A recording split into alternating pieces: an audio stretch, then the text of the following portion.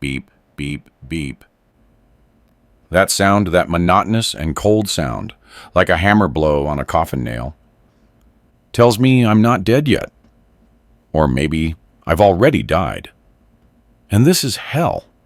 A white hell reeking of antiseptic and betrayal. I am Elijah Jefferson. Folks call me Don Elijah, the real estate mogul, the old lion of the Midwest. But now, I'm just an immobile mass of flesh in an ICU bed.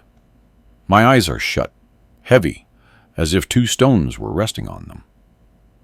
My limbs are numb. Not a single muscle obeys my brain's commands. Locked-in syndrome. Dr. Montgomery whispered that in my ear 3 days ago. My body is a prison, but my mind is still awake, sharp, and screaming in silence. Hurry up, for God's sake. If the old man moves a finger, the whole charade falls apart. Just put my print over his, and let's go. That voice tore through the darkness of my mind. It's Corey, my son, the only son I ever prayed to God for. I feel a clammy, sweaty hand grabbing my left wrist. It's rough, without pity. It's not the grip of a son concerned for his father. It's the butcher's grip, sizing up the pig before the slaughter. Relax, Corey. He's technically a vegetable. Dr. Montgomery said the odds of him waking up are less than 5%. With this signature, the estate and the Cayman accounts are yours today. That's the voice of Attorney Sterling, the lawyer I fired 2 years ago for being dirty. Why the hell is he here? Anger explodes in my chest like volcanic lava. I want to get up. I want to slap this ungrateful son and break the hand of that filthy lawyer. Open your eyes, Elijah. Open them, I order myself. But it's useless. No eyelid moves. I'm a prisoner in my own flesh, forced to be a spectator of the most tragic play of my life. I feel my thumb being twisted back. Then they press it hard against a rough, inky surface. Afterward, they stamp it onto a stiff piece of paper. Done. It's done. Corey exhales, his voice trembling with excitement, not fear. You're sure this will hold up, Sterling? Like gold dust, kid. Your father has just ceded you total control of the Jefferson Group. Now we just wait for nature to take its course, or give it a little nudge. They laugh. Sneering, vile giggles echo in the silent room. God, how it hurts. It's not physical pain. It's the pain of an old heart shattering into 1,000 pieces. Who did I spend my life building this empire for? For the wolf standing next to my bed, waiting to devour my corpse? My God, if you exist, give me one chance, just 1 minute, to give this unnatural son his final lesson. In the infinite darkness of the coma, memories are all I have left. They come rushing back, more vivid than ever. I remember my hands, not these soft, pale hands resting on the hospital sheets, but the hands of Elijah at 20 years old, hands full of cuts, stained with grease and cornmeal. Back then, Grace, my poor, late wife, and I started with nothing more than a hot dog stand on a busy Chicago street corner. We worked from sunup to sundown. I remember the bone-chilling cold on rainy Chicago nights, when I had to use my own body to shield the grill so it wouldn't go out. I remember the burns on my fingers from flipping the dogs on the scorching griddle. Look at these hands, Grace, I told her one night while counting the dollars. One day, these hands are going to build you a mansion. And I did it. From the hot dog stand, I opened a garage. From the garage, I bought land. From the land, I raised buildings. Every dollar I earned was soaked in sweat and blood. I fought hunger, fought the dirty competition, and even fought the local crews who wanted to charge me protection money, all to protect my family. Everything was for Corey. When Grace was pregnant with Corey, I swore, my son will never suffer like I did. He'll have the hands of an artist, an intellectual, not the calloused hands of a construction worker. What irony. Bless my heart, that same timber was my death sentence today. Corey grew up pampered. He never knew hunger.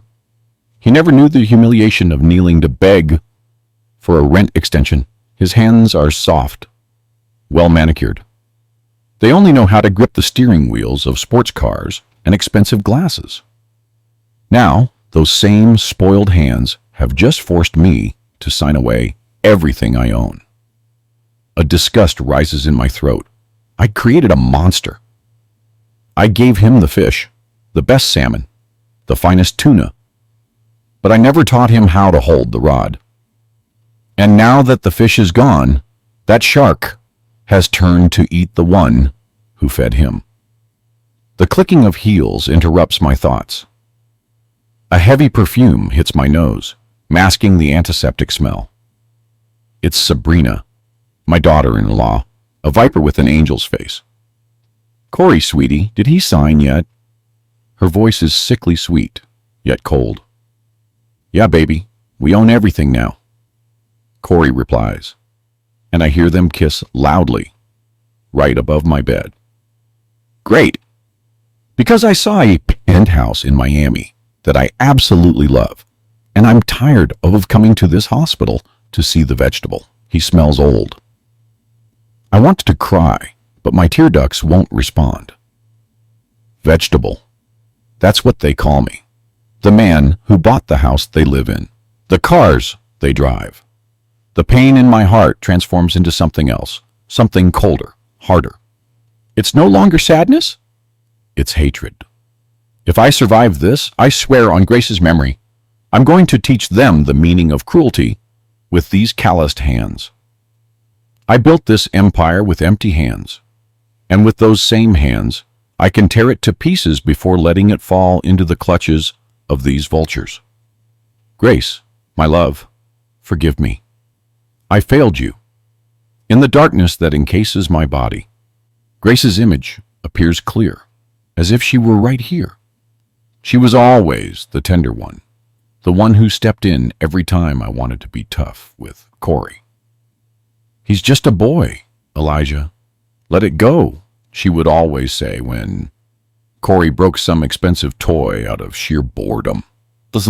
When Corey turned 18, drunk, he crashed his new Corvette into a convenience store. Luckily, no one died, but the kid was pale with fear. The police arrived and handcuffed him. Grace cried inconsolably, pleading, Elijah, save him! Don't let my baby go to jail! And I, for the love of my wife, coughed up the cash. A lot of cash. I paid off the store owner, bribed the detective, and erased the police report. Corey walked out of the precinct without a scratch, and worse, without an ounce of remorse. He laughed in my beat. See, Pop? Money fixes everything. I should have slapped him across the face right then. But I didn't. I just sighed and signed the check. That was the biggest mistake of my life. Then at 25, the gambling. He owed millions of dollars to some mobsters in Las Vegas. They sent a fake finger to the house as a threat. Grace suffered a heart attack just from the fright. That time, I had to sell an office building to pay off his debt. But the most expensive price wasn't the money. The most expensive price was that Grace was gone. She died of heart failure shortly after that incident. Before taking her last breath, she squeezed my hand with her eyes already cloudy. Promise me you'll look after our boy, Elijah. He's all we have left. Don't abandon him. That promise has kept me chained. for the last 5 years. I tolerated his laziness, brought him into the company, gave him the position of strategy director, even though he knows nothing but how to spend. I hoped that affection would change him, but I was wrong. I raised crows, and now they're trying to peck out my eyes. Corey isn't just spoiled.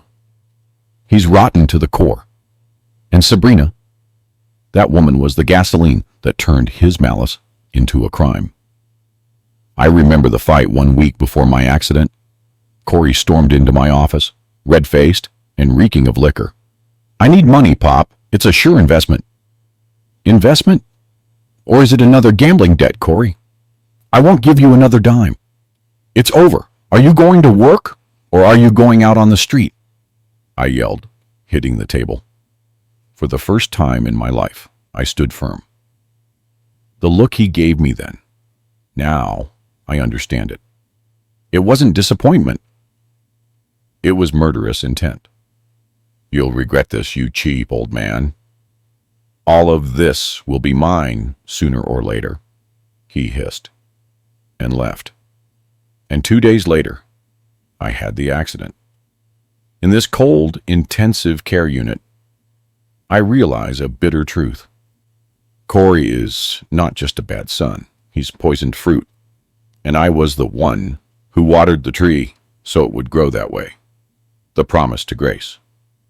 Forgive me, Grace. I can no longer look after him the way you wanted. To save his soul, I have to destroy his greed, even if it costs me the entire fortune. My mind begins to rewind the film of that fatal day, like a detective connecting clues in the darkness. It was a beautiful Saturday morning. I was driving my old but faithful pickup truck up the Colorado Mountain Pass to look at some land. I like to drive myself. Feeling control of the steering wheel makes me feel young. The curve at Dead Man's Elbow. That's where it all happened. I clearly remember going about 40 miles per hour. I stepped on the brake to slow down before the curve. The pedal went straight to the floor, smoothly. I pressed harder. Nothing. The pedal hit the floor of the truck without any resistance. Brake failure. Impossible. I'm an extremely meticulous man. I always take the truck for service every month. Plus, I started out as a mechanic. I know my truck better than I know myself. The vehicle shot forward like a wild, out-of-control beast. The precipice appeared before my eyes. I only had time to swerve toward the rock face to avoid going into the ravine. Bam! The sound of metal grinding against stone. The airbag exploded in my face. Everything went black.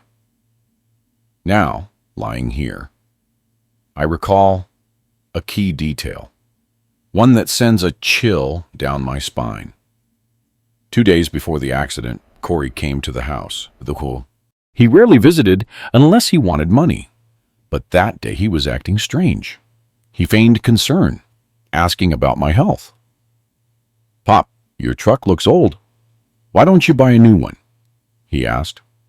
"I like this one. It's got character," I replied.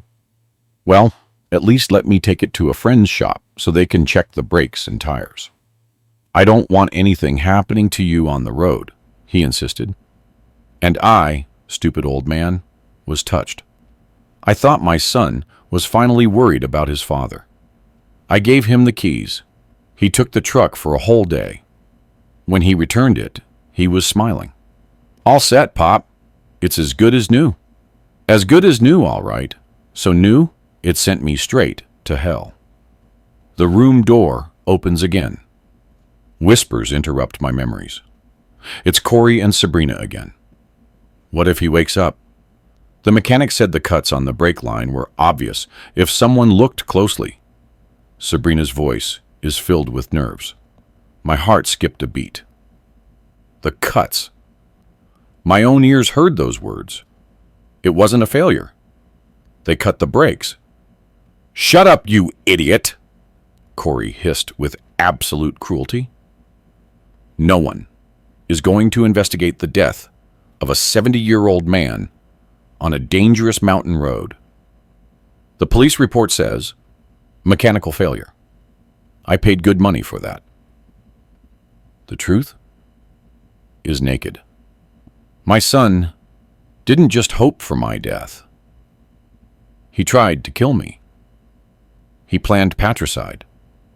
The pain of betrayal I felt before disappears. In its place remains an absolute coldness, like steel tempered in ice. If they think I'm a lamb waiting for the slaughter, they are very wrong. They forgot who I am. I am Elijah Jefferson. I survived the toughest neighborhoods in Chicago. I've had guns pointed at my head without flinching. You want a war? Fine. You'll have one. Day 5 after the accident and day 2 since they got the fake signature, my body starts showing strange signs. An electric current runs down my spine. The pinky finger on my right hand twitches.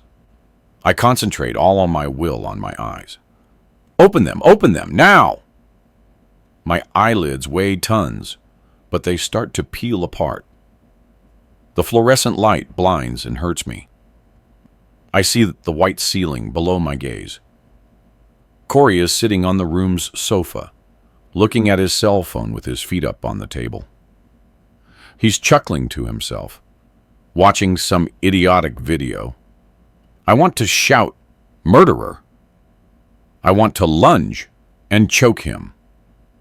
But the survival instinct, the one that has kept me alive for 70 years, stops me dead. If I wake up right now, fully lucid, and accuse him, what will happen? He controls the assets. He has the money, lawyers, and corrupt cops in his pocket. I am weak in a hospital bed, a shot of the wrong medicine, or a pillow in the face at midnight. It would be too easy for him now.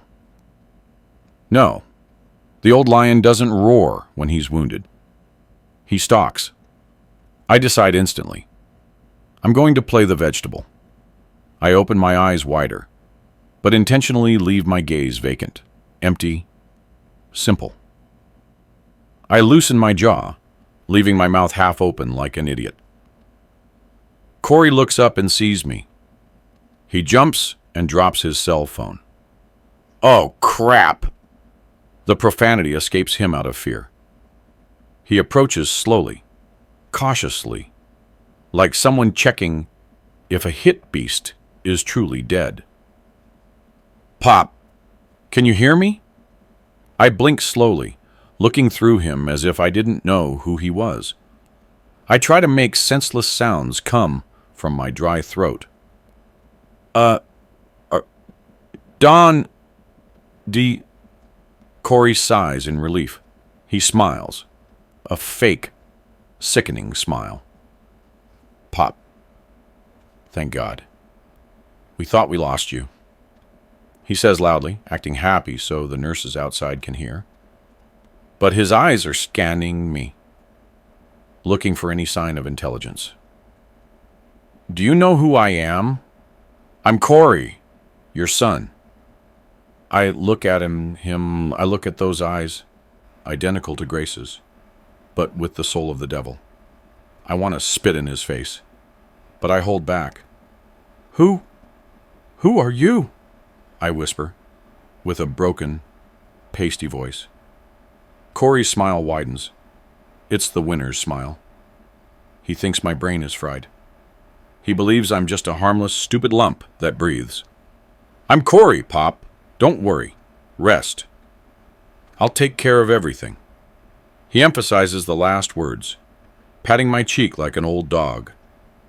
He turns to call the doctor, whistling. He thinks he's won, but he doesn't know that behind these glassy eyes, a brutal vengeance is cooking. Enjoy it, son. Laugh while you can, because I promise you, the tears you're going to shed. The ambulance parks in front of the Jefferson estate. The black iron gate opens, but I no longer feel like I'm arriving home. I feel like I am entering the enemy's lair. I'm in the wheelchair, my head slumped to one side, my arms dangling. I have to maintain the role of the paralyzed, senile old man after the stroke. The nurse pushes me into the main foyer. What greets me is not the warmth of the house that Grace and I built with such care. What the hell is this? The cream-colored walls are now painted a cold gray in that soulless, minimalist style that kids now call modern. But what squeezes my heart isn't the paint, it's the gaps. Where the oil portrait of Grace used to hang, the one where she wore the beautiful emerald green dress from our 25th anniversary, now there's just a bare wall. Grace? I stammer on purpose, pointing with a trembling hand toward the wall. Corey walks in behind, hands in his pockets, loudly chewing gum. He looks at the wall, and then at me with annoyance. Oh, Pop. Are you starting with your delusions again? Mom died years ago. We put that old portrait in storage so it wouldn't get dusty. Besides, it clashed with the new decor. Clashed. He dares to say that the memory of his mother clashed. They pass me through the living room. My favorite Italian leather sofas are gone. Now there are hard blocks of white cushions.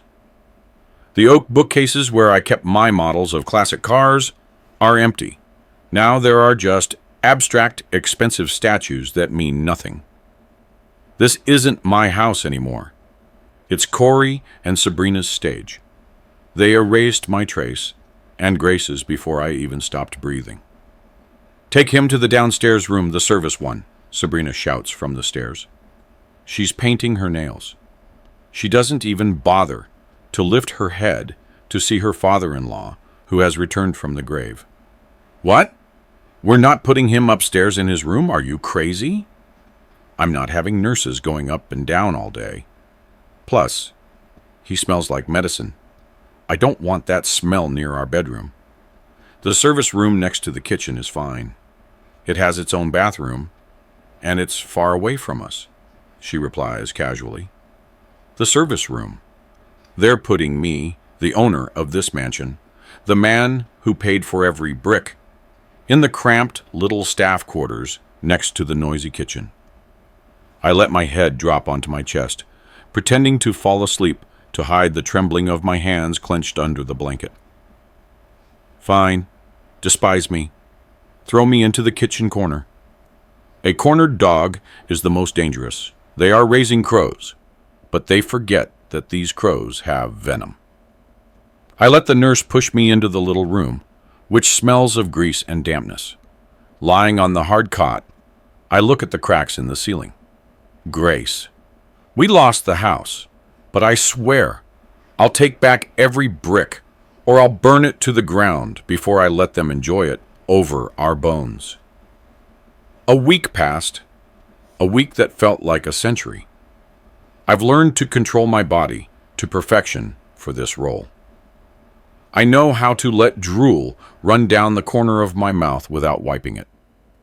I know how to stare into nothingness for hours. I know how to pee my pants when they're late just to see their disgusted faces while they clean up. But the humiliation at dinner today was the last straw. The housekeeper had the day off. Sabrina had to feed me grudgingly. She wouldn't let me sit at the main table.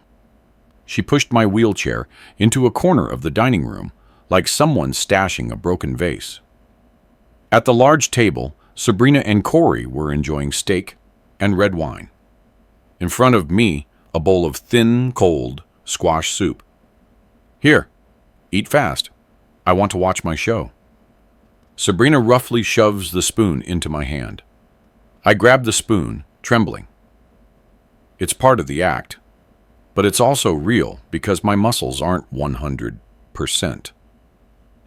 On purpose, I load the spoon full, and as it gets close to my mouth, I jerk my hand. Clank! The spoon falls to the floor. The soup spills all over my pajamas, running onto the gleaming wood floor. Oh, for God's sake! Sabrina screams, throwing her napkin down. She jumps up and rushes toward me. You are useless. Look what you did. That floor is imported. She's not worried about whether I burned myself, although the soup was cold. She's worried about her floor. Corey doesn't even flinch. He drinks his wine without taking his eyes off his phone. Relax, honey. The maid will clean it up tomorrow. No, Corey, I can't take it anymore, Sabrina yells, digging her acrylic nail into my forehead, pushing my head back. Your father is a nuisance.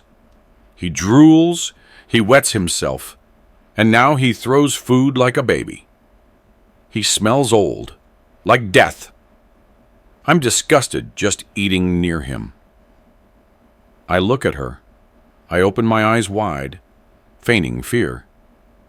But deep inside, I'm recording every word, every gesture, every ounce of contempt. Jot it down, Elijah. Jot down everything. Sabrina pulls out her cell phone and calls someone right in front of me, as if I were deaf furniture. Yes, Mom. Yes. He's unbearable. No, the damn old man hasn't died yet. Yes, I know. As soon as Corey has total control of the accounts, we're sending him to a public nursing home, one of those cheap ones where they tie them to the bed, and we're selling this old house to move to Miami. A public nursing home, tied to the bed. My blood boils. They don't just want to kill me, they want to torture me until I die, alone and filthy. Corey, my son, listens to his wife and doesn't say a peep, only smiles slightly. Be patient, honey. The notary is preparing the final paperwork. I just need the old man to sign one more ratification, a life affirmation in front of witnesses. And we're free. I lower my head, the soup dripping down my chest. A hot terror, this one is real, rolls down my cheek. It's not sadness, it's determination. There will be no nursing home, no Miami, only jail, and the hell on earth that I myself will build for them. The opportunity came 2 days later. Corey went golfing, that rich man's sport he plays terribly, but loves for showing off. Sabrina went to the spa.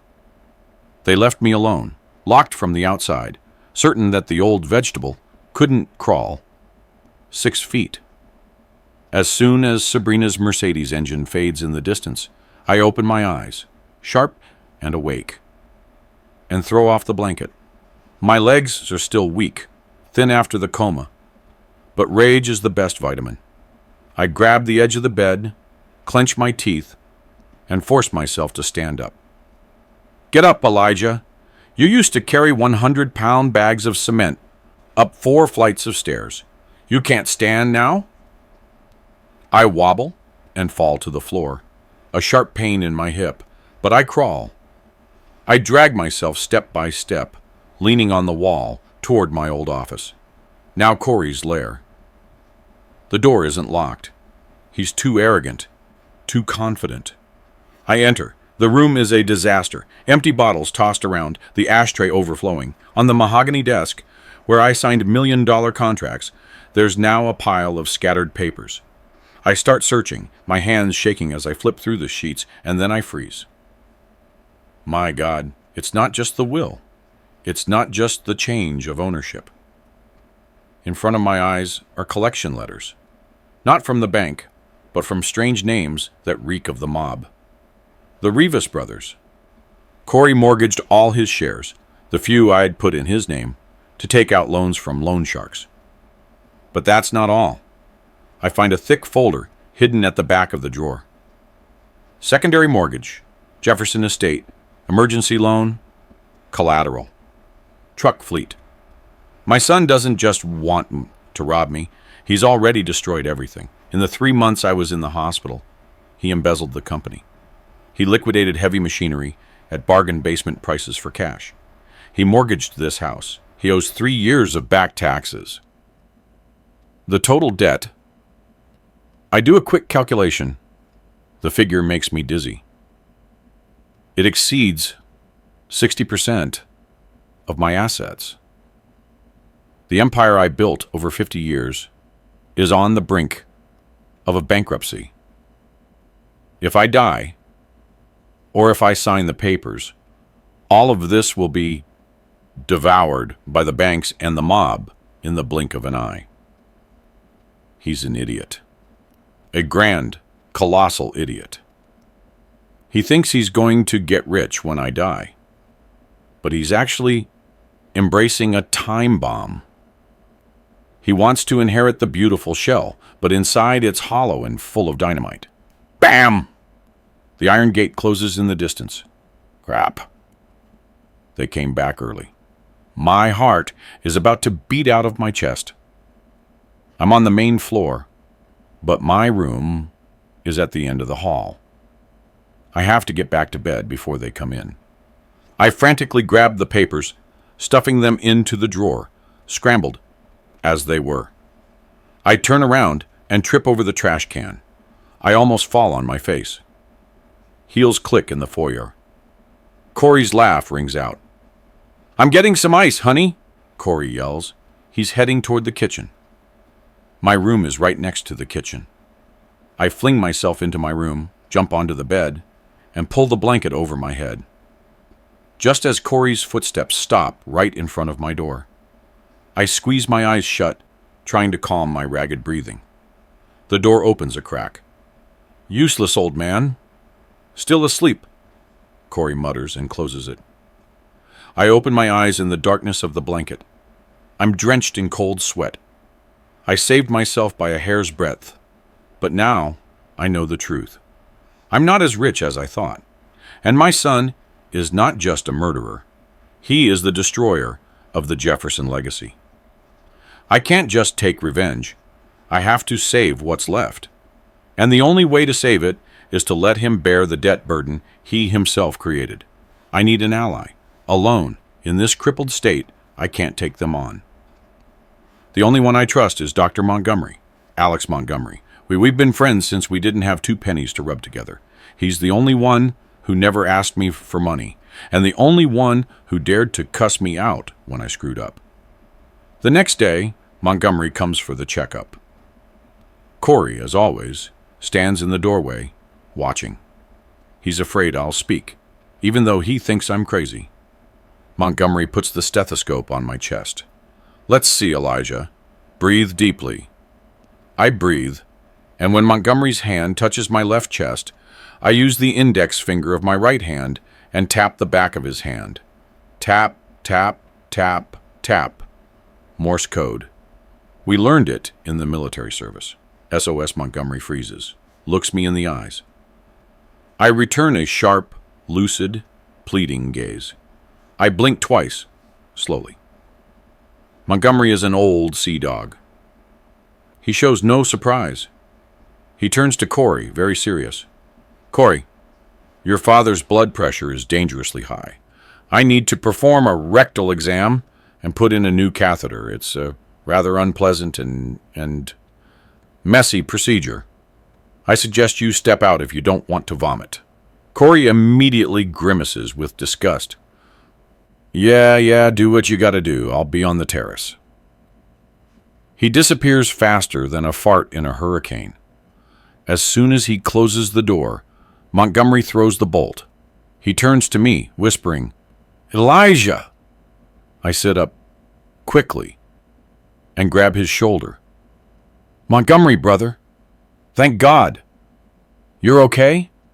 "Elijah, I thought you had permanent brain damage." He almost shouts but controls himself. "Listen to me, Alex. We don't have much time."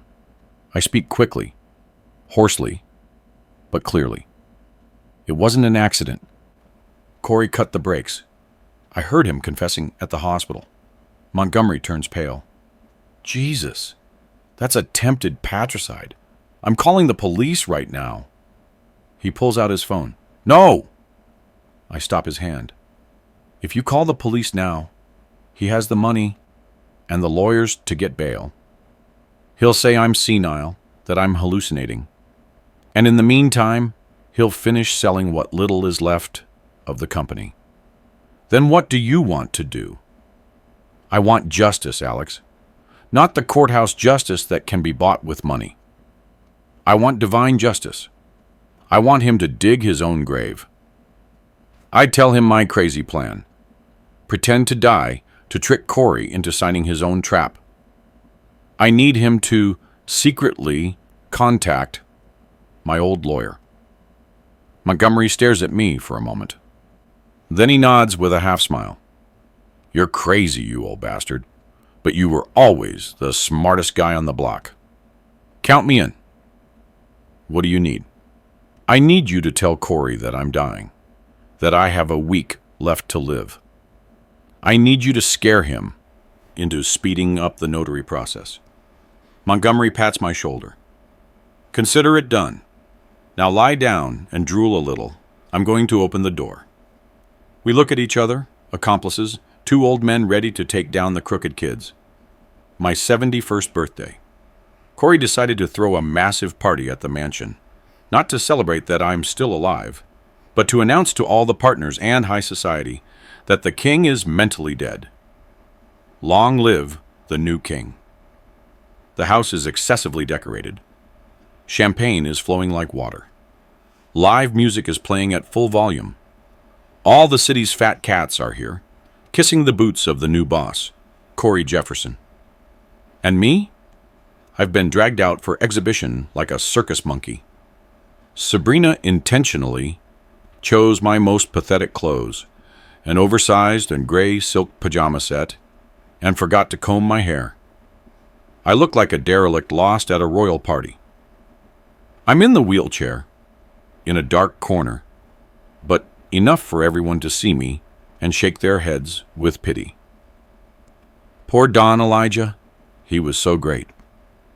And look at him now. I hear the whisper of an old partner. Yeah, but Corey has fresh ideas. It's the generational change, says another. Someone who once knelt to ask me for a loan is now toasting my son. I stand there trembling, acting with a vacant stare, but my ears catch everything. My eyes record every treacherous face.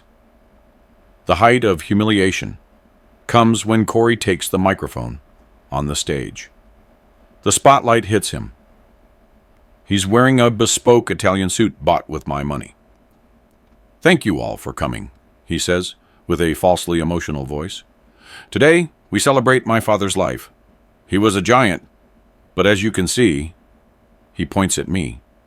All eyes fall on the old man in pajamas in the corner. Time spares no one. My father is tired. His mind has decided to rest before his body. That's why, today, I officially assume the presidency of the Jefferson Group to protect his legacy and lead it into the future. Applause. Cruel applause. They're applauding my downfall. They're applauding the usurper. Corey descends, glass in hand, toward me, followed by photographers firing flashes. He leans down, approaches my ear, whispering with a big grin for the photo. Smile, old man. It's your last party. Tomorrow you go to the nursing home. He taps his glass against the arm of my chair. Clink. In that instant, I look him straight in the eyes. For a second, a fraction of a second, I was about to break the act. I wanted to stand up, snatch the microphone, and unmask him. But I remembered Montgomery. Patience, Elijah. The trap has to tighten up. I swallow the bile, bitter as gall. I close my eyes, let my head drop to the side, pretending to fall asleep amid the racket. Laugh, son. Enjoy your night, because this isn't your coronation. It's the last supper before you go up. The morning after my humiliating birthday party, as the sun barely filtered through the dusty curtain of the service room, I knew the time had come. The old lion's patience had reached its limit. I couldn't stand another day looking at the triumphant faces of these vultures in the house I built with sweat and blood. The clock read 9 o'clock in the morning. I heard Corey and Sabrina arguing in the dining room. The same old topic, money. I need more cash, Corey. They rejected my platinum card at the boutique, Sabrina hissed. Shut up, woman. The accounts are frozen until the old man kicks the bucket or signs. Just hold out a little longer, Corey replied, annoyed. Hold out a little longer, eh? Fine, son. Pop's going to help you so you don't have to hold out anymore. I'm going to show you hell ahead of schedule. I begin my act. First, the breathing. I make it sound raspy, heavy, like a broken blacksmith's bellows. Then I start groaning, wails that come from deep in my throat, sounding like a wounded animal about to die. I reach out and grab the small piece of soap I hid under my pillow last night. An old trick I learned from the professional beggars in the slums when I was a kid. I bite off a piece, chew it, and let the foam start bubbling from the corner of my mouth. My body begins to convulse. I make my back rigid, slamming my arms and legs against the old mattress, making it creak horribly. Help! Help! The gentleman. The morning nurse.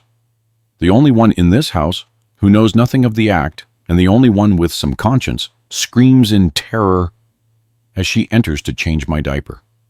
She drops the basin of water. The color drains from her face.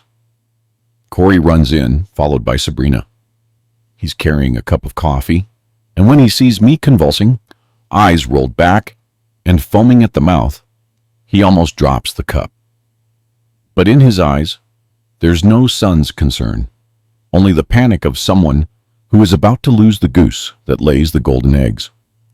My God, call Montgomery, quick, Corey shouts, but he doesn't get close, as if he's afraid my death might be contagious. Montgomery arrives in 10 minutes, faster than normal, because he was already waiting at the cafe on the corner, according to the plan. He storms into the room like a hurricane, pushing Corey and Sabrina out, and slams the door shut. Inside, the atmosphere instantly changes. Montgomery winks at me and starts making noises. He rips open syringe packages, plays beep, beep, beep sounds from an app on his cell phone, and shouts fake orders. Epinephrine 5 milligrams. We're losing him. Come on, Elijah, breathe. After 15 minutes of intense resuscitation, Montgomery leaves the room. He has played the part of the helpless doctor perfectly. There's sweat on his forehead. He peels off the latex gloves stained with fake blood, a bit of red syrup he smeared on. The hallway is in total silence. Corey is leaning against the wall, biting his nails. Sabrina stands with her arms crossed, looking annoyed, as if my agony ruined her spa day. I'm so sorry, Corey, Montgomery says, lowering his voice solemnly. Your father has entered the final phase. Multi-organ failure. His kidneys have collapsed, and his heart is working at 20%. How long? Corey asked curtly. How long does he have?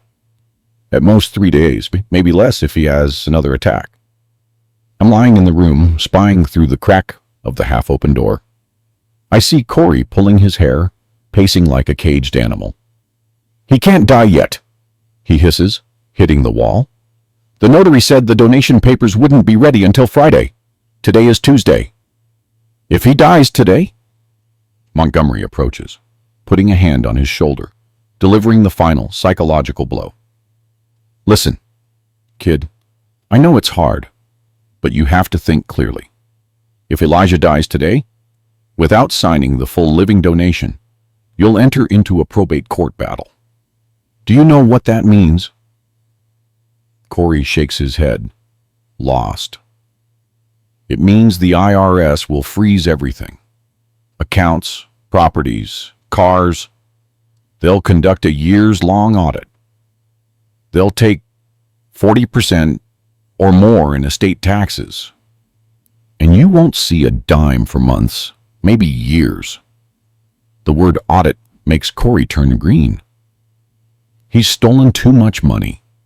An audit wouldn't just cost him cash. It would send him to jail for embezzlement. He needs the legal ownership before I die to cover his tracks. What do I do, Montgomery? Tell me. What do I do? He grabs the doctor's coat, shaking. Get him to sign tomorrow. Pay whatever it takes to get the notary here urgently. I'll give your father a cocktail of corticosteroids and potent stimulants. He'll have what we call terminal lucidity, a few minutes of clarity before the end. Take advantage of those minutes, Corey. Get him to sign everything. It's your only way out. Corey releases the coat. His eyes gleam with avaricious, cruel hope. You're a genius, Doc. I'm calling the notary right now. Tell him to prepare the most expensive papers, the fastest ones. He turns to Sabrina. Call the notary. Tell him I'll give him double if he comes tomorrow at 10. Lying in that stinking bed, I wipe the rest of the foam from my mouth. A bitter smile twists my face. Lord, son, I'm giving you the chance to see your father one last time, and all you see are numbers in a bank account. Greed has blinded you. You're racing against the clock to steal, unaware that you're racing to put the noose around your own neck. For the performance to be perfect, I needed Corey to trust me blindly. I had to erase any suspicion from his paranoid head. I had to give him what he had always desired, all his life. Not money, but my approval. That night, Montgomery kept his promise. He injected me with strong vitamins and a touch of diluted adrenaline. It didn't cure anything, because I'm not sick, but it helped me regain color in my face, make my eyes look livelier, and stop trembling so naturally. I asked to see Corey alone. Only my son. I want to see my son. Corey came into the room.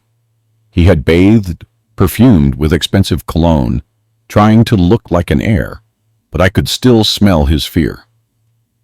Pop, Dr. Montgomery says you're better, he says, testing the waters, keeping a safe distance. I make the effort to sit up, leaning my back against the cold bed rails. I pat the edge of the mattress next to me. Come, sit here. I don't bite, I say with a weak but warm voice, a tone I probably haven't used with him in 20 years. Corey sits down cautiously. I look at him closely. He has his mother's eyes, my nose, but the mouth, that thin mocking mouth, is that of the vile guy who abandoned his mother. But I raised him since he was a baby. I changed his diapers, taught him to ride a bike, and healed his knees when he fell. The love is real, and the pain is real too. Corey, I begin, my eyes teary. I know I'm dying. I can feel the cold in my bones.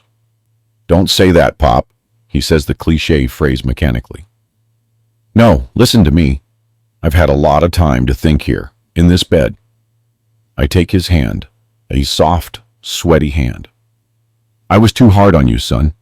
I always demanded that you be a shark, a warrior. I wanted you to be like me, but you are different. I watch the muscles in his face relax. This is what he always wanted to hear, that his failure wasn't his fault, but mine for being too strict. Forgive me, Corey. I say the falsest, but most necessary apology. Forgive me for not giving you the keys to the kingdom sooner. I was afraid, but now I see that maybe I was wrong. I look him straight in the eyes, putting all my intention into the final blow. I'm scared, son. Scared that when I'm gone, the partners will eat you alive. Scared that the government will take what I built for you. I want to protect you one last time. I want to give you everything now, tomorrow. Corey is stunned, swallowing loudly. The doubt in his eyes disappears, replaced by an emotion mixed with bottomless greed. He believes because he wants to believe. His ego is too big to see it's a trap.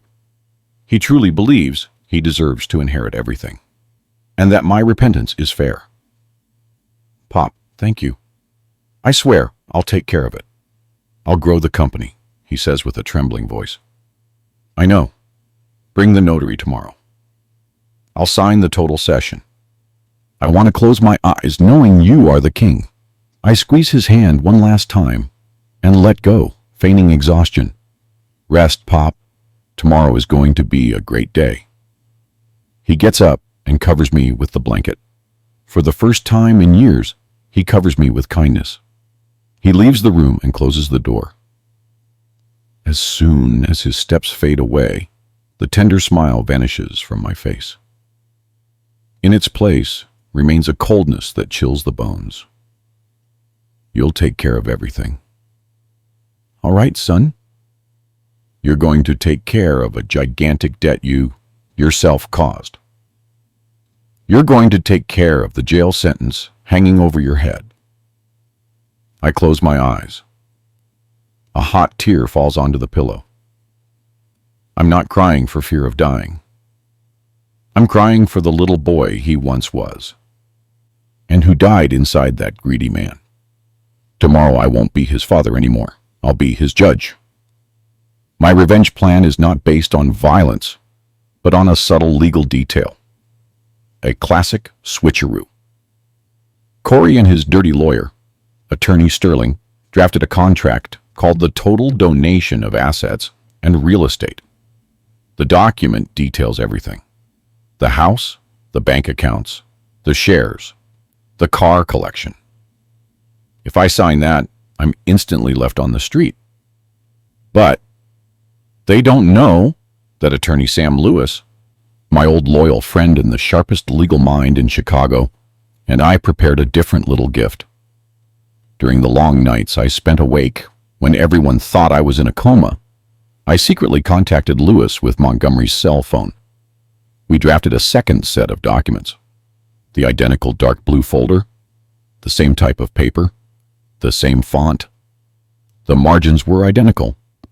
The first page, with the title and the involved parties, was identical. But from the second page onward, the content changes completely.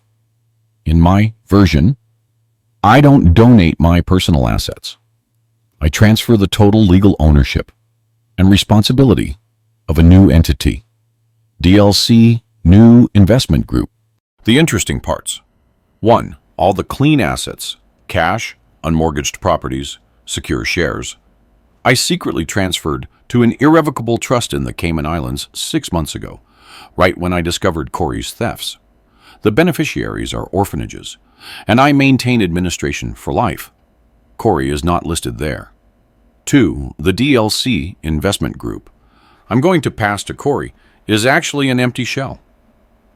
It contains all the TIDIC assets, the bank debts Corey secretly took out in the company's name, 5 years of unpaid taxes to the IRS, and most importantly, the loan shark debts with the mob that I quietly bought through shell companies. By signing the acceptance of the total donation of this entity, Corey assumes unlimited personal responsibility for all those debts. The hardest problem was how to switch the two folders right under the notary's nose. That night, 3 o'clock in the morning, the house is silent as a tomb. Montgomery is on guard. He gently opens my door. It's time, Elijah. I sit up. My body hurts, but adrenaline runs through my veins. Montgomery helps me into the wheelchair. We move stealthily toward the main living room. The cold moonlight streams through the windows, illuminating the mahogany desk where Corey left the folder ready for tomorrow's ceremony. He is too confident. He thinks the house only holds a crippled old man and a silly wife, so he didn't even bother to put it in the safe. I reach the desk. There is his blue folder. I pull the fake folder from my pajamas, my heart pounding at 1,000 beats per minute. If Sabrina wakes up for water, or Corey comes down to check, everything goes to hell. I compare the two folders under the light of Montgomery's small flashlight. Perfect. Impossible to distinguish them with the naked eye. I grab Corey's folder, open it, and quickly read. Son of a bitch. Clause 5. Mr. Elijah Jefferson commits to vacating the domicile within 24 hours of the signature. He wants to throw me out on the street immediately. The last drop of pity I had evaporates. I hobble toward the fireplace, where the embers are still alive. I toss Corey's folder in and throw in another match. I stand watching as the fire swallows those papers full of greed, turning my son's plans into black ash. Then I return to the desk, place my trap folder in the exact spot, adjusting the angle so it looks identical. Let's go, I whisper to Montgomery. We return to the room. I lie down, my heart racing, but my soul is light. The trap is set. The beast is in the crosshairs. All that's left is one more shot. 10 o'clock in the morning. Judgment Day. The living room of the Jefferson estate has been transformed into a solemn stage. Corey hired cleaners early. There are fresh flowers everywhere to mask the smell of rot that permeates this family. Corey is wearing a custom-made black suit, his hair slicked back with gel. He paces back and forth, checking his watch constantly. Anxiety is seeping out of his pores. Sabrina is on the sofa in a stunning red dress with a high slit, a glass of mimosa in hand, even though it's still early. She's looking at her tablet, checking properties in Europe. She's already spent my money in her head. The notary, the heavy-set Mr. Grissom, has arrived. A fat guy with a sweaty, greasy face and shifty rat eyes. I know him. He's Corey's poker buddy, and his license was suspended 6 months ago for fraud, but Corey uses him because he's obedient. Montgomery brings me out of the service room. I slip back into my role, head slumped, drool dripping, limbs twisted. They put me in an old suit that's too big because I've lost so much weight, which makes me look more pathetic. "Good morning, Don Elijah," the notary says with a sickly, sweet, repulsive voice. "We are here to fulfill your final wishes, just as your son instructed." I don't answer. I just make guttural noises. With a vacant stare.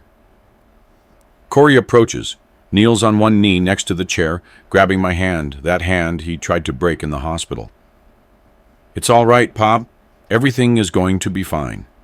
This is to protect the legacy, so I can take better care of you," he says with a voice trembling with fake emotion. He acts so well that maybe even he believes his own lie. Sabrina gets up, approaches the desk, and stares at the blue folder. She doesn't know it's her death sentence. "Hurry up, Grissom. The old man looks bad," Sabrina pressures. The notary begins the process. He opens the folder, the one I switched. He starts reading the legal clauses in a monotonous, boring voice. In Cook County, Illinois, at 10 o'clock, the parties appear. The entirety of the corporate rights, assets and liabilities are ceded. He reads quickly, skipping the keywords. Liabilities. He saw the word, but didn't pay attention. In business transfers, it's normal to transfer debts. He has no idea that here, the liabilities are 10 times greater than the assets. He also couldn't be bothered to check the entity ID or the asset annex. He only saw that the title was correct, the name was correct, and most importantly, the thick envelope with cash that Corey just gave him. "Do you agree, Don Elijah, to cede total and absolute control to your son, Corey Jefferson, relinquishing any future claims?" he asks, looking at me through his thick glasses. The entire room holds its breath. All eyes are on me. I nod slowly, a weak, trembling nod. Yes, could give it to him, I whisper with a broken voice. Corey lets out a long sigh of relief. He pulls out the gold Mont Blanc fountain pen, the one I gave him when he graduated. Here you go, Pop. Just sign here and here.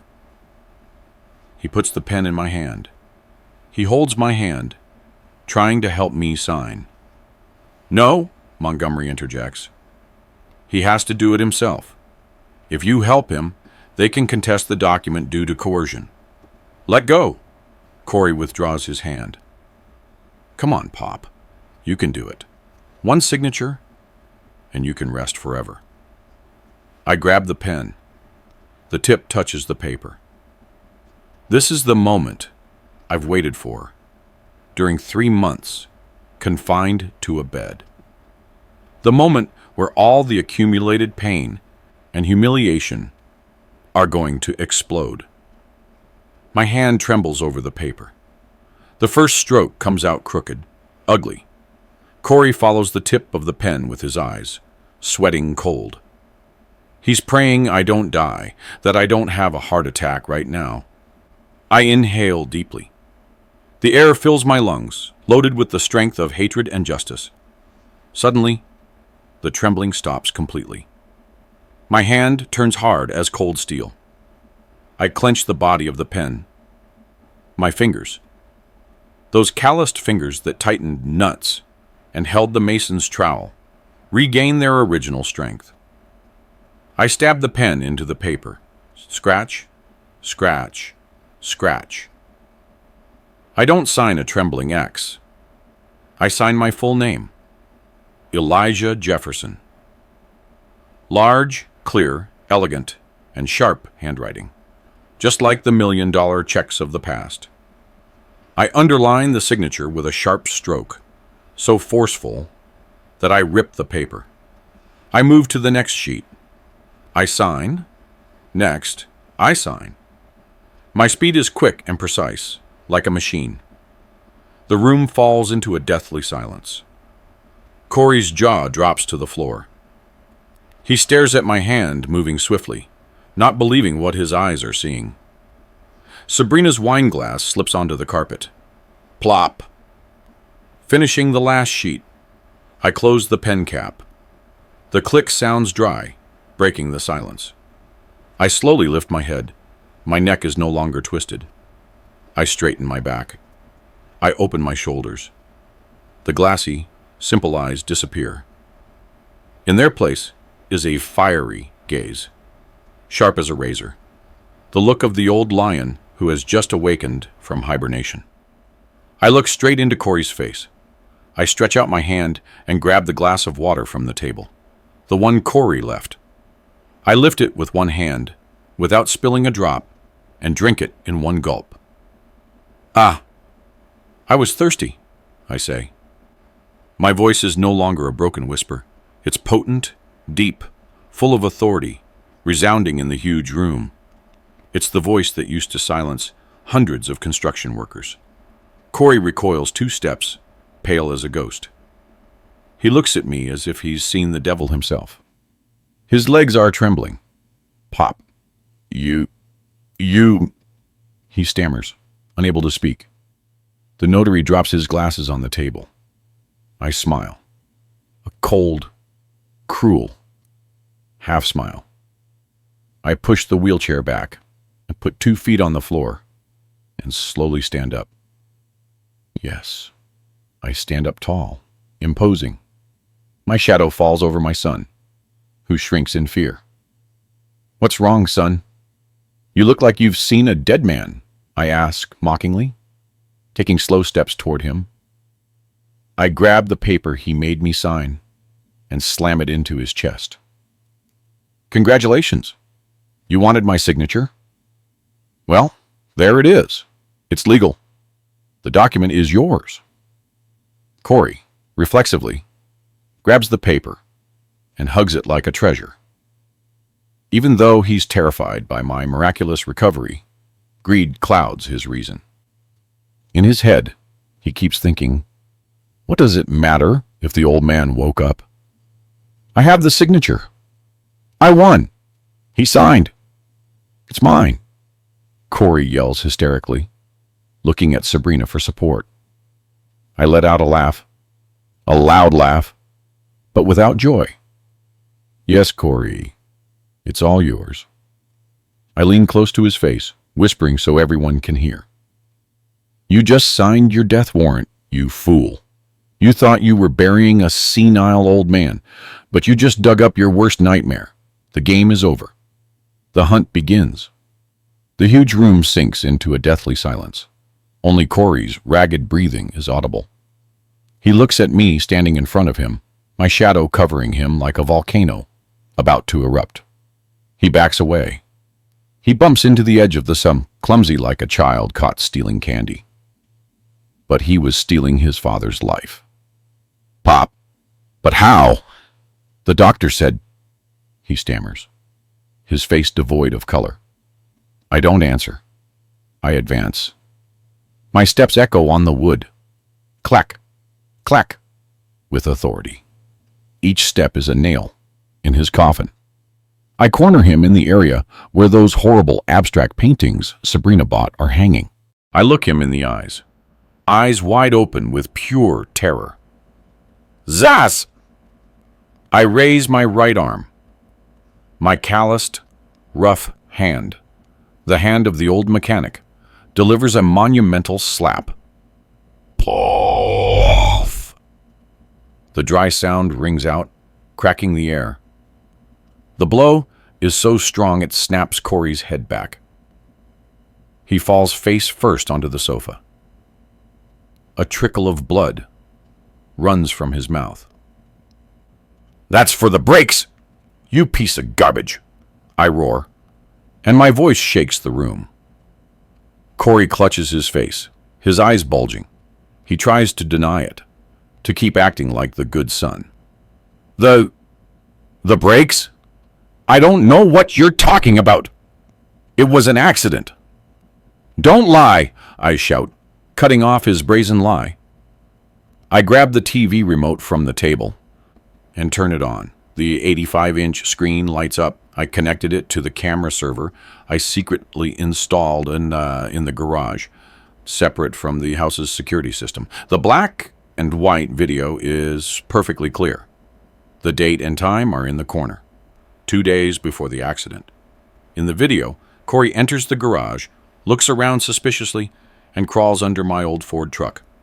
2 minutes later, he comes out with a pair of cutters in his hand. He stands up, wipes the sweat, looks at the camera he thought was off, and smiles. A cold, murderous smile. Sabrina screams when she sees the tape.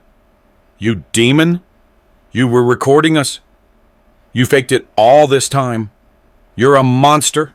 I spin around toward my daughter-in-law. My gaze is so cold that she swallows her insults and is forced to be silent. I'm the monster? I ask with a grave, dangerous voice. You planned my death while eating at my table. You divided my money while I fought for breath in the ICU. I point at the front door, my finger trembling with contained rage. And you, Sabrina, get out of my house right now with only what you're wearing. Not a suitcase, not a piece of jewelry, not the car. Out! Sabrina looks at Corey for help, but he's busy trembling, watching the evidence of his crime. He knows that video won't let any lawyer save him from attempted murder. But then, a flash of madness leaps into Corey's eyes. He remembers the paper he's clutching. Corey suddenly lets out a laugh, a strange, twisted laugh that turns into a maniacal cackle. He stands up, wipes the blood, and holds up the paper with my signature, as if it were a shield. It doesn't matter. Nothing matters, he yells, his eyes bulging. You already signed. Look! It's your signature. It's legal. He turns to the notary, who is shaking like jelly. Tell him, Grissom. Tell him it's legal. The notary stutters, sweating profusely. Technically, yes. The signature was made under my public affirmation. The document is binding. Corey looks back at me, triumphant despite the bruise. See, old man, I'm the owner. I own the company. The house, the accounts, it's all mine. I can hire the best criminal lawyers with your money and destroy that video. You gave me absolute power. I look at him, shaking my head with pity. His stupidity is greater than his evil. I walk toward the bar. I calmly pour myself a shot of the family reserve tequila. I take a sip, letting the heat calm my frayed nerves. You're right, Corey. I signed. And it's legal, I say. Calm. But did you read what you signed? Of course I read it. Total donation of DLC investments, he shouts. Just then, the front door swings wide open. Attorney Sam Lewis, my old friend, my most loyal advisor, enters. With him comes Sheriff Rivas and two heavily armed officers. What is this? Get them out of my house. Corey backs away, startled. Lewis advances, adjusts his glasses, and pulls another folder from his old briefcase. He doesn't even look at Corey. He greets me with respect. Mr. Corey, Lewis says, with the sharp tone of an expert lawyer, the document your father signed, and which you accepted and ratified with your signature, is the total cession of the shares of the legal entity, DLC Investments, LLC.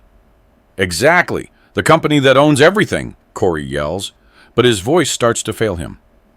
That company no longer owns anything, son, I say, setting the glass on the table with a clack.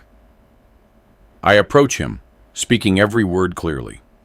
6 months ago, when I started seeing your embezzlement and your gambling debts, I transferred all liquid assets, unencumbered real estate, and commercial patents to an irrevocable trust in the Cayman Islands. I am the sole lifetime beneficiary, and upon my death, it passes to charity. Corey's face changes color, from red to paper white. He starts to understand. Then what did you give me? What did I sign? He whispers, his voice broken. I gave you the shell, I say with an icy voice. I gave you the empty company you used to take out illegal loans. I gave you the company that owes $5 million in back taxes to the IRS.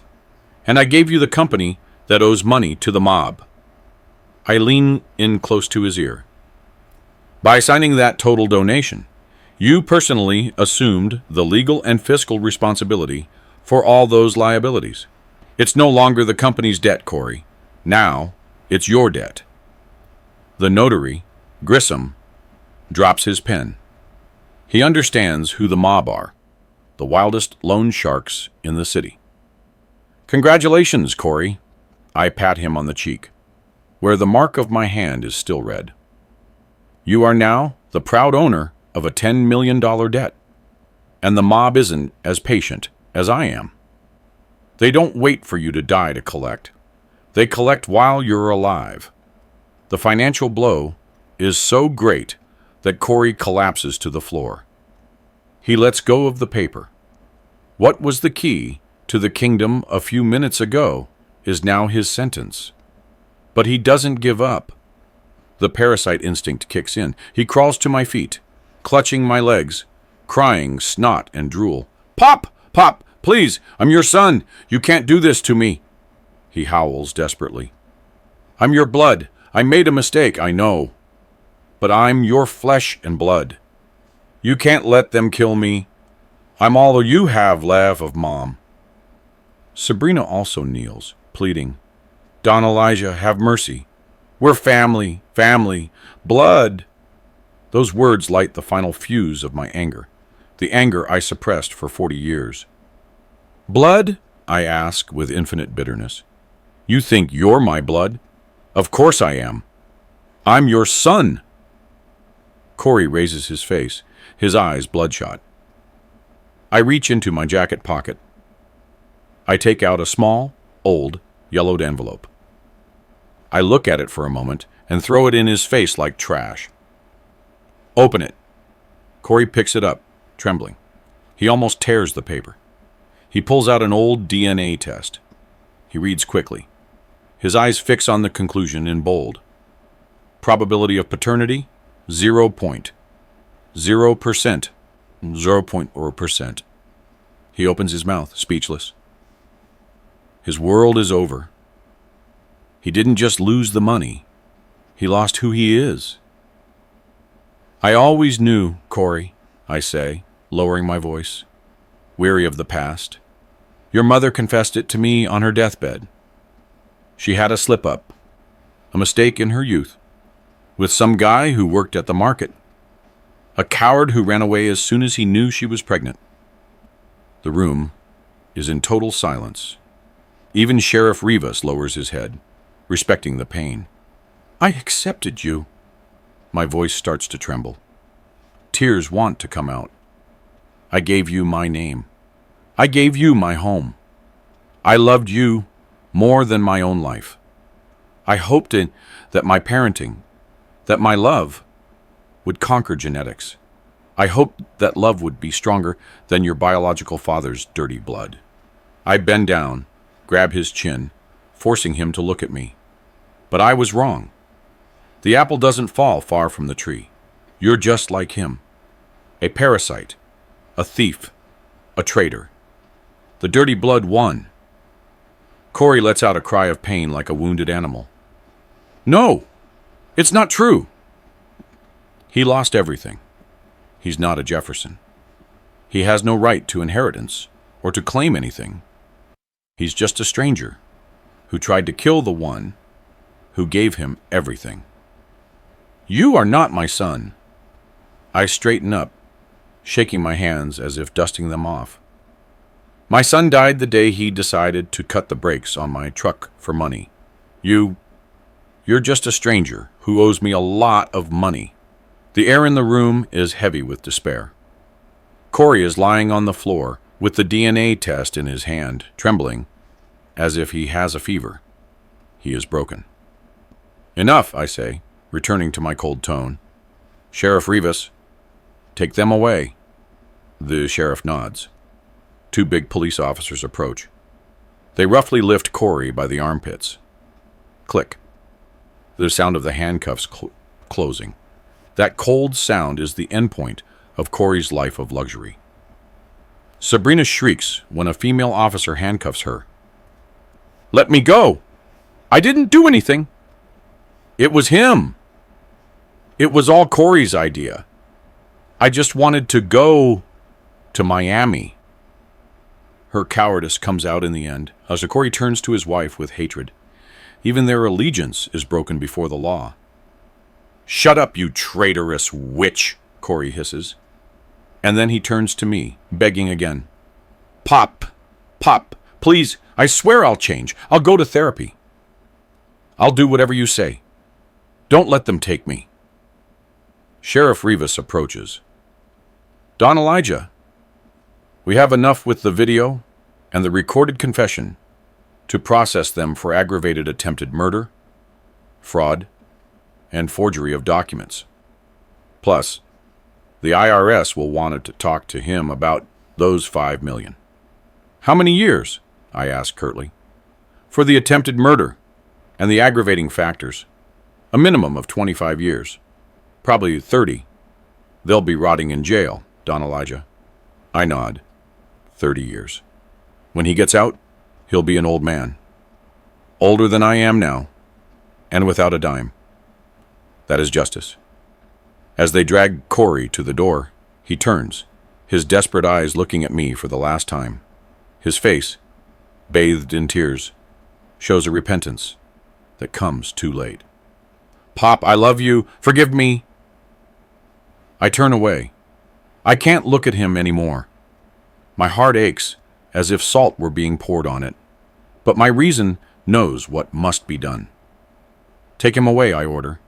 And the notary, too, for being an accomplice. The notary shrieks and squeals as they take him away. Sirens wail outside, breaking the peace of the rich neighborhood. Red and blue lights dance on the empty walls. Then the sound fades, leaving a silence of fear in the house. Everyone is gone. Montgomery pats my shoulder and leaves. He knows I need to be alone. Lewis also collects his things and leaves. I am left alone in the 10,000-square-foot mansion. The silence envelops me. It weighs more than any noise. I sit on my favorite old leather sofa, the only thing kept from when I was poor. I reach for the bottle of tequila. I pour myself another full shot. I won. The plan was perfect. The enemy eliminated. The money saved. I proved to the world that Don Elijah is not some senile old man who can be pushed around. But why? Why do I feel so cold? I look at the living room. It's too big, too empty. I remember when Corey learned to walk right here. His laughter, Grace's applause. Bravo, my love. Come to Daddy. That memory now cuts like a knife. I myself sent that boy to prison. Even if he wasn't my blood, he had my heart for 30 years. And today I had to break that heart with my own hands to save my dignity. I take out my wallet, pull out Grace's small picture. I'm sorry, sweetie, I whisper to the photo, my voice breaking. I failed you. I couldn't save him. I had to choose between justice and love. And I chose justice. I hope you forgive me, wherever you are. I put the photo on the table, grab the phone, and dial the director of the city orphanage, the one where I grew up. Mother Superior, I say when they answer, my voice hoarse. This is Elijah Jefferson. Yes, I've made a decision. I want to execute the trust donation. Everything. Buildings, accounts, shares. From the other side, a cry of surprise is heard. I just want to keep the usufruct of this house until I die and a monthly pension for my medicine and food. Yes, the rest is for the children. For the children who have no one. Use it for schools, for trade shops. Teach them to work, Mother. Teach them to fish. Don't just give them the fish. Let them learn the value of calloused hands, not of easy inheritance. I hang up. I feel 2,000 pounds of weight lifted from me. I stand up, go to the window overlooking the garden. It's already late night. The stars are starting to shine in the polluted Chicago sky. I raise the glass, watching the amber liquid sparkle in the moonlight. People say, blood is thicker than water. That saying haunted me my whole life. I smile sideways, a bitter, mocking, but proud survivor's smile. I drink the shot in one go, letting the bitterness and the alcohol burn my throat. Yes, blood is thick, I say loudly to the darkness. But money is the acid that dissolves everything. Money rots the blood and poisons the water. I slam the glass on the table. Clack. Cheers to those who are gone, I whisper, and may the devil collect his rent. Tomorrow I'm going to buy a dog, a stray from the shelter. At least that one will be faithful to the one who feeds him, and he'll never know how to use cutters to snip brake lines. I'm really glad you're here, and that I could share my story with you. If you liked it, show me by liking the video and subscribing to my channel. Let's see how many of us there are. Write in the comments which city you're watching from and what time it is. I'm so curious to know where all you wonderful people are tuning in from. If you want to support me a little extra, you can also send a small donation. I share new life stories for you every single day. And now, 2 of my most popular stories will pop up on the screen, so you can choose what to watch next.